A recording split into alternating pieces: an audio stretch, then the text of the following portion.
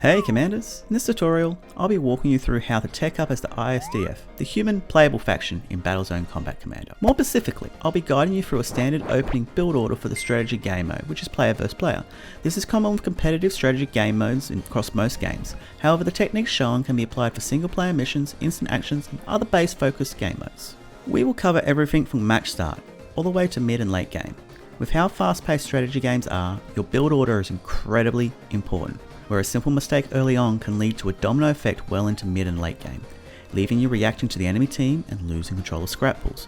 So, having a reliable build order for these tense early games will allow you to get a good scrap economy to dominate the enemy team and will keep your teammates happy, where you can comfortably give them their own custom fitted tanks of all the bling they could ever want. So sit down, pull out a notepad, make yourself comfy, and we'll get this guide underway.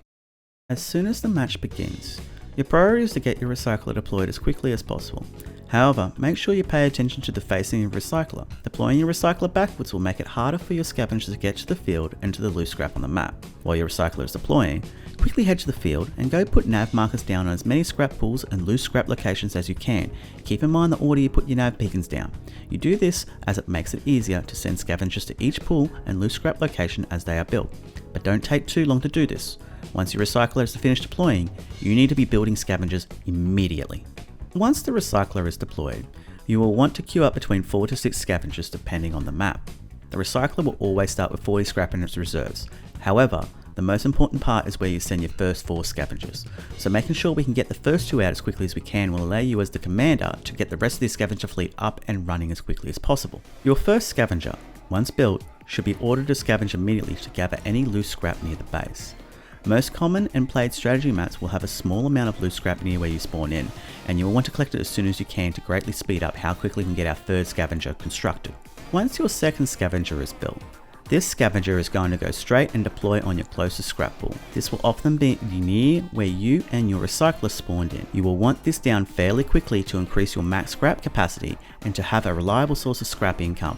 By this stage, your first scavenger should have gathered enough loose scrap that your third scavenger should be building or is finished being built. You will want to send it to the next nearest loose scrap location.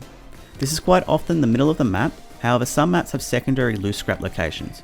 If your team is struggling to maintain mid control, it might be worth considering sending your third scavenger to a less contested area. Your fourth scavenger will be sent to the next nearest pool. This will often be close to your base, but is usually not as easy to defend compared to your first pool.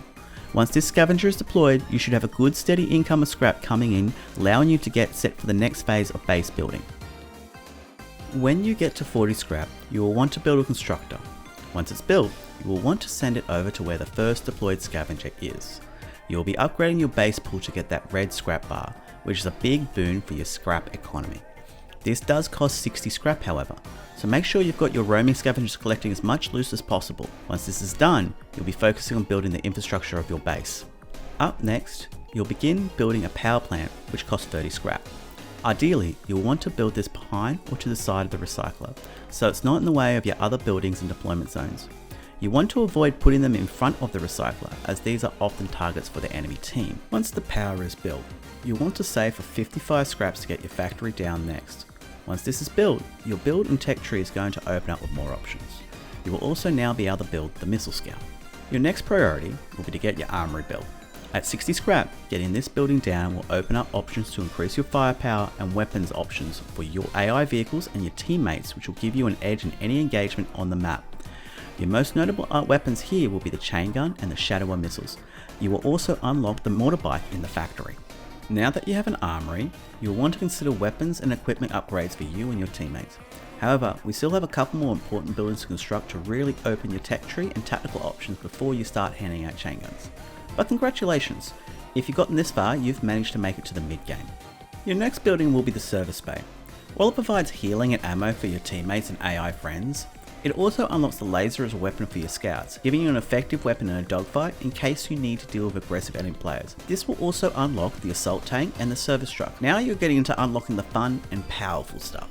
However, if you've been following this build guide, you'll likely be power capped and unable to build any more buildings, so make sure you throw down another power plant for another 30 scrap. Remember to keep it behind your buildings or to the side of your production buildings to keep it out of the way. After you've got enough power, your next building construct will be your relay bunker.